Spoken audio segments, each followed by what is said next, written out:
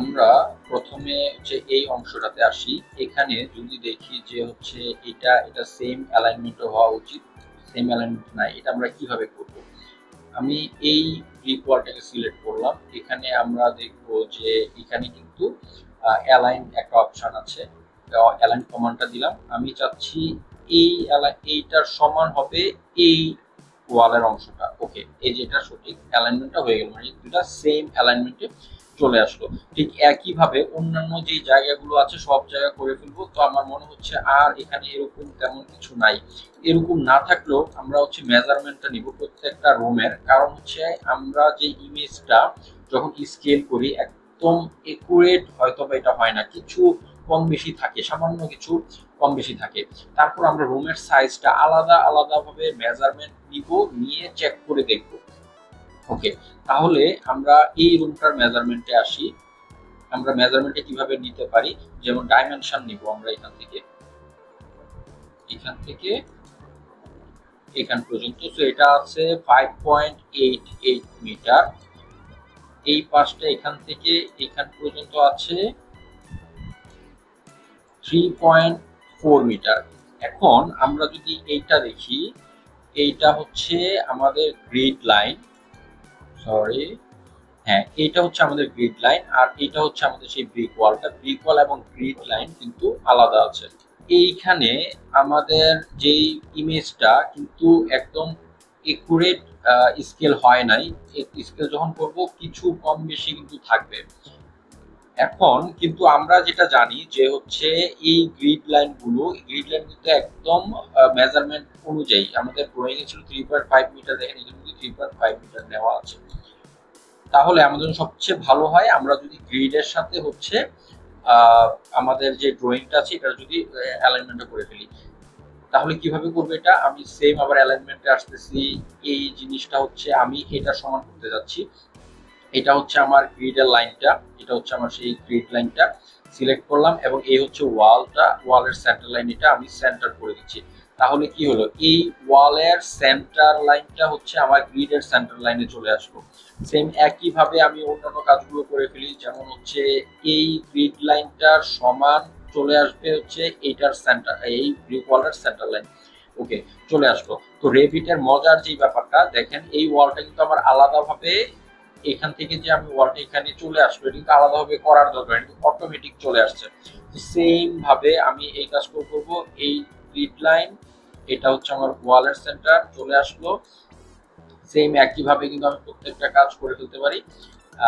হ্যাঁ, তাহলে এটা হচ্ছে আমার গ্রিড লাইন, এটা হচ্ছে আমার ব্রিক ওয়াল লাইন, এটা হচ্ছে গ্রিড লাইন, ব্রিক ওয়াল লাইন, এটা হচ্ছে সর্বশেষেরটা, এটা হচ্ছে আমার গ্রিড লাইন,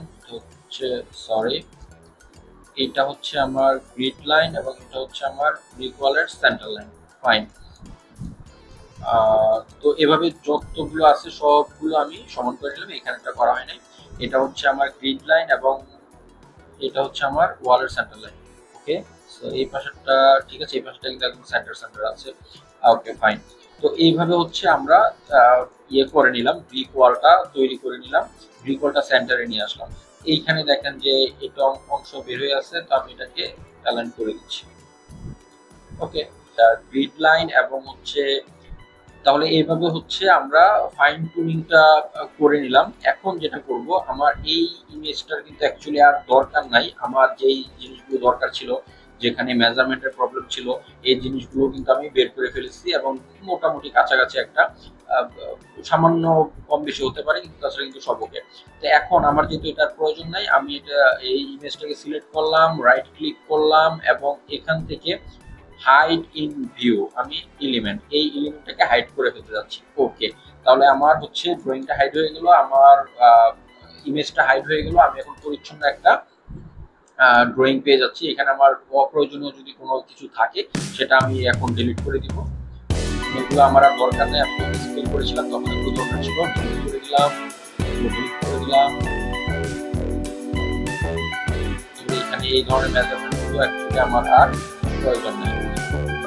এটা হচ্ছে আমাদের 2D একটা প্ল্যান কিন্তু হয়ে গেছে, শুধু 2D না, এটা কিন্তু অ্যাকচুয়ালি 3D হয়ে গেছে। তো আমরা 3D কিভাবে দেখবো, এই যে এখান থেকে আমাদের ডিফল্ট 3D ভিউ।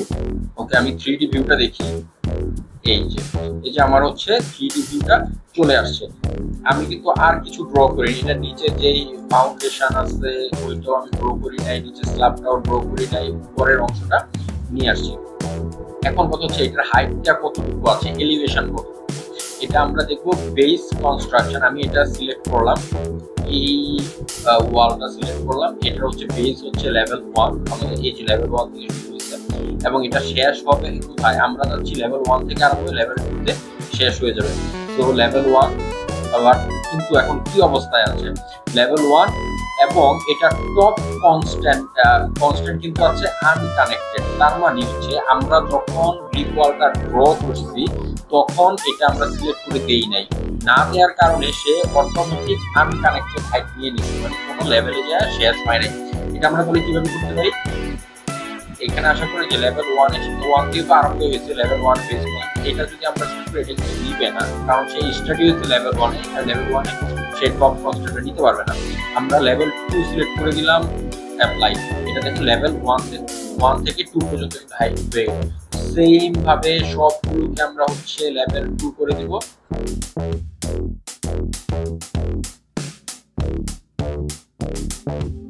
তো এই হচ্ছে আমাদের ব্রিক ওয়াল তৈরি করা হয়ে গেল। এই হচ্ছে আমরা হচ্ছে লেভেল 1 থেকে লেভেল 2 পর্যন্ত আমরা যদি আমাদের ড্রয়িংটা দেখি বা আমাদের এলিভেশনটা লেভেল 1 এ আরম্ভ হবে এবং লেভেল 2 তে গিয়ে হচ্ছে আমাদের যে ওয়ালটা বা ফ্লোর হাইটটা লেভেল 1 থেকে লেভেল 2 এটা আমরা সিলেক্ট করে দিলাম।